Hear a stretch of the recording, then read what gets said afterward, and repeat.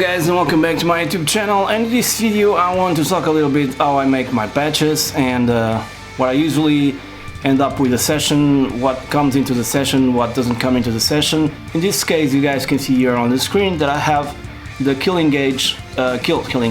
switch engage session. So what I have here, usually my sessions are like this. On the top is a video that I took from the internet to learn how to play the guitar, the song. I didn't know how to play it. So that was my first guide. Now it's muted, doesn't matter anymore. Then I have the backing track, which has some hi-hats at the beginning. I'm gonna show you because they are the guide to start. Okay, that I eventually cut because I use it for to start playing guitar, but then I cut that part so it stays more clear on the track.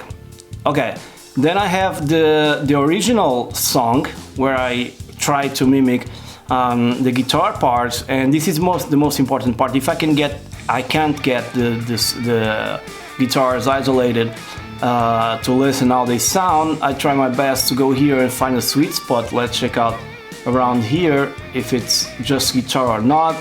I'm gonna solo this part. It's not. Okay, let me see here. I think okay, this is cool enough, so I think this part is great for that. Although there's a kick bass underneath, all I have here is a channel EQ engaged on this track to listen all the guitars frequency spectrum is like, sort of. I know that my kick drum is around here because guitars are normally high pass a lot, around 100 sometimes to get the bass living and the kick bass. So this is actually the sound of the guitar is somewhere here, okay? So this is what I try to mimic in BTS, alright? So, alright, so now I'm gonna mute this and then let me show you guys what I did. I have here the first guitars that I start with playing, and these are the channels. Okay, so what do I have in each channel? Bear in mind that most people really are disinformed or really don't know that most of the time when you record something, most of the times, nearly every time, you have like two guitars, hard left and hard right, okay? That's what makes it sound big and huge. So what I have here, if I solo this part, I have two guitars, okay? Let me check if it's correct here. Yes. In this case, I have two guitars in stereo because I used USB for this project, in this part at least. And the first guitar is doing the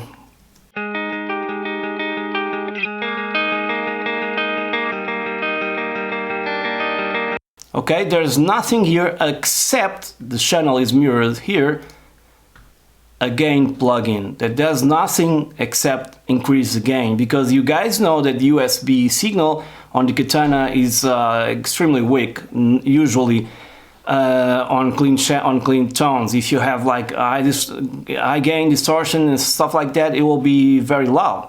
Don't ask me why. Should be equal for everything. Then on the second guitar, I have the chords. All the effects you guys are here come from the Katana, right? The delay, the chorus, whatever. In this case, since you're dealing with stereo signals, you don't want to pan them or left or right, because you lose totally the stereo feel, okay? It will sound very bad. So they are in the center.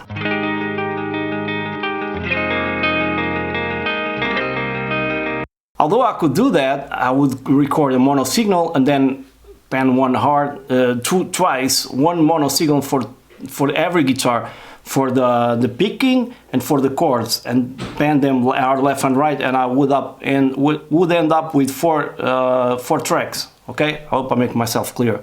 So this is it.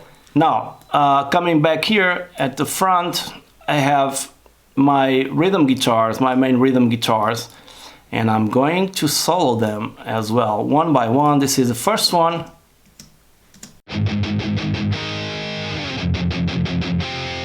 Here's the channel. There's nothing on it. I didn't need a gain plugin because it was loud enough. So the second guitar, and together they sound like this. Huge tone, right? Yeah! Left and right. That's the technique everybody uses. Okay, now then I'll talk about these lines a little bit in a second. Okay.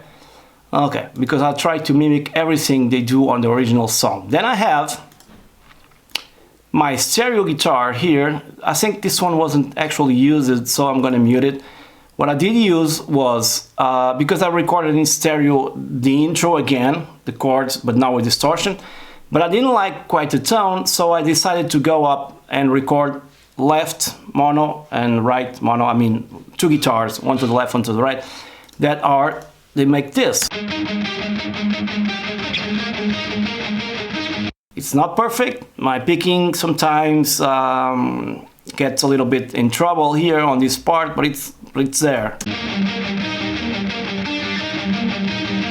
But I'm trying to capture the tone, not necessarily. I try my best to play this right. Okay. Now, when you put all this together, both guitars, left and right, both guitars also doing the picking with distortion left and right, and the backing track, you end up with something like this.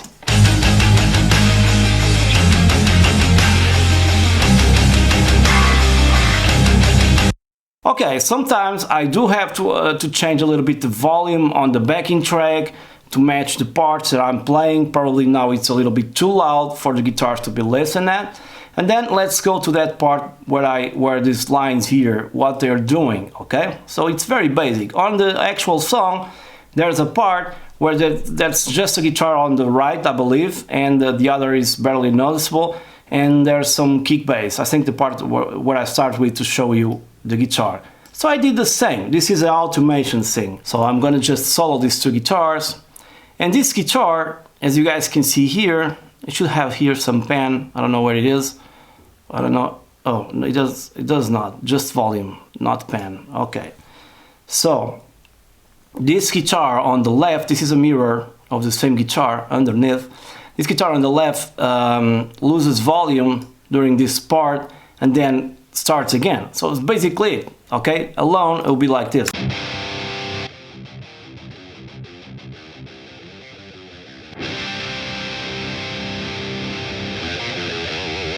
Okay, together gives you this.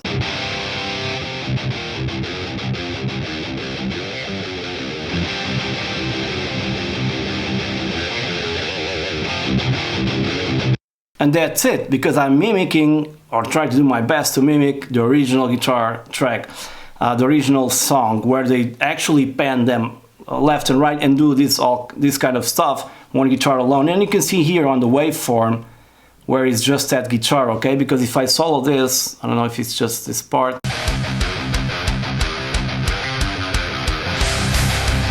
Some tones get very similar, almost, you can almost can't tell, I mean, in the video. Other tones you can obviously tell because they're harder to get, meaning sometimes stuff like Slash or from Guns N' Roses and stuff like that. And this is the end of the session. Then at the end of the session, I'm going to show you my mix bus, which is everything. All the thing I do is I use this maximizer so I can bring the signal a lot higher, okay? Kind of if it was mastered, this is not has anything to do with mastering. It's just to be at 16 bits because the project is at 24 bits.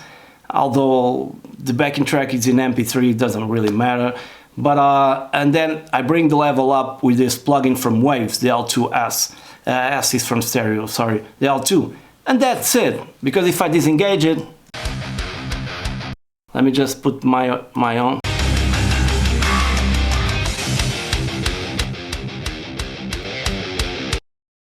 This is very important also, I like to talk about this, to sound exactly as it is here, okay? There's lots of factors involved, like the most important one being you're different than me, so you're gonna have a different tone, no matter what. Even if you have the exact same rig, the exact same room, the exact same guitar, we're gonna sound different, period.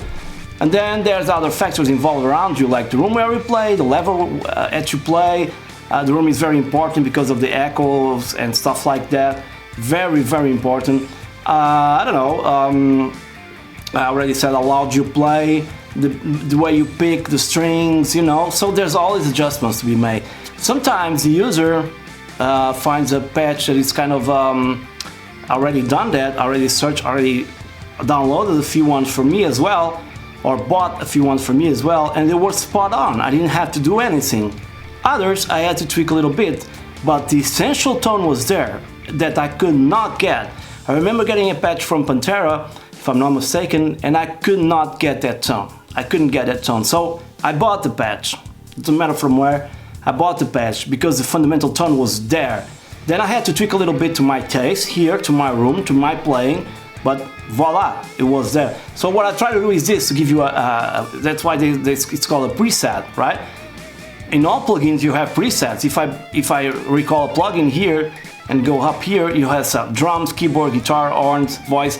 These are just starting points, okay, that help you to build your own tone or to get the tone that you want. Yeah, in this case, to build your own tone. So what I'm doing here is to build the most possible closest patch that I can to the original tone. Like I said before, some of them are straight to the points, others you have to tweak a little bit. It's absolutely normal.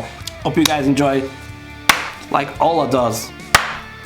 Hope you guys enjoyed this clarification video, and stay tuned for the next one. It will be probably